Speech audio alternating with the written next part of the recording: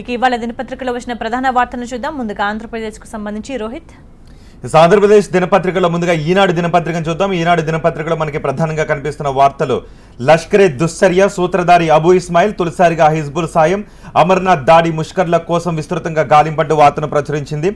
ఆ సమయంలో bus driver చూపిన ధైర్యాన్ని మెచ్చుకుంటున్నారు గుజరాత్ ముఖ్యమంత్రి.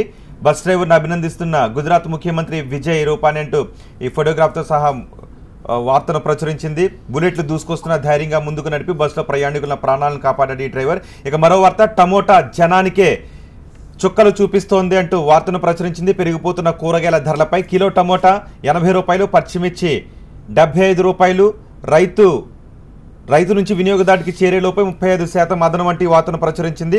అలాగే మరో వార్త మనకి ప్రధానంగా కనిపిస్తోంది: మహాత్ముడి మనవడు విపక్షాల ఉపరాష్ట్రపతి అభ్యర్థిగా అంటూ వార్తను ప్రచురించింది. అలాగే భారత క్రికెట్ జట్టు కోచ్గా రవిశాస్త్రి అంటూ మరో వార్తను ప్రకటించింది.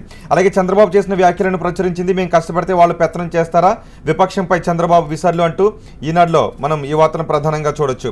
ఇక ఆంధ్రజ్యోతి దినపత్రికలో కష్టం ఫలించాలి, పనిలో చూపుతున్న వేగం ఫలితాల్లో కనిపించాలి అంటూ చంద్రబాబు పార్టీ సమన్వయ భేటీలో స్పష్టం చేశారు.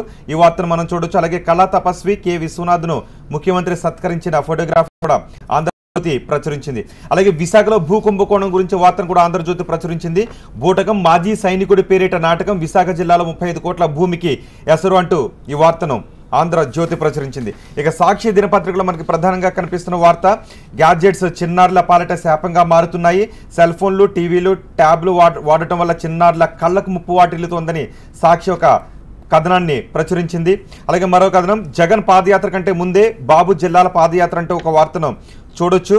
ఇక రైతుల కోసం ప్రత్యేక పార్లమెంట్ అంటూ మరో వార్త మనకి కనిపిస్తుంది. అలాగే హైకోర్టు విభజనపై తీసుకున్న చర్యలు ఏంటి అంటూ హైకోర్టు ప్రశ్నించిన విషయాన్ని కూడా సాక్షి దినపత్రికలో ప్రచురించింది. ఇవి మనకి ప్రధానంగా ఆంధ్రప్రదేశ్ దినపత్రికలో కనిపిస్తున్న వార్తలు. ఇక తెలంగాణ దినపత్రికలో ఈ వార్తలు కనిపిస్తున్నాయి. రైట్, తెలంగాణకు సంబంధించి ముందు నమస్తే తెలంగాణ దినపత్రిక చూద్దాం. హరిత జనహితం అంటూ నేటి నుంచి 3వ విడత హరితహారం 40 కోట్ల మొక్కలు నాటే లక్ష్యం, కరీంనగర్లో శ్రీకారం చుడుతున్న సీఎం కేసీఆర్ అంటూ ఒక వార్తను నమస్తే తెలంగాణ ప్రచురించింది.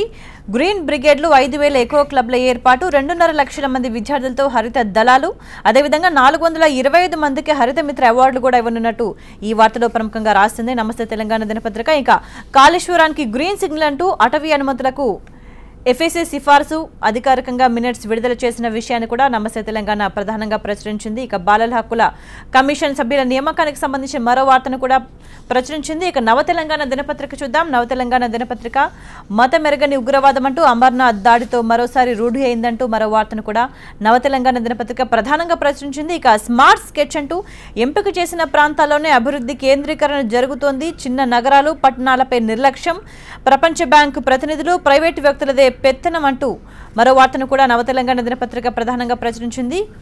ఇక దళితులపై చెప్పుతో దాడి జరిగిన విషయాన్ని, బాధితురాలి ఫిర్యాదును పోలీసులు పట్టించుకోలేదంటూ మరో వార్తను కూడా నవ తెలంగాణ దినపత్రిక ప్రచురించింది. జైలుకైనా వెళ్దాం, కేసీఆర్ను వదలమంటూ అటవీ అధికారుల దాడులు తిప్పికొట్టాలంటూ మహాధర్నాలో గిరిజనులు నాయకులు మాట్లాడిన వార్తను కూడా ప్రధానంగా ప్రచురించింది. ఇవి తెలంగాణకు సంబంధించిన వార్తలు.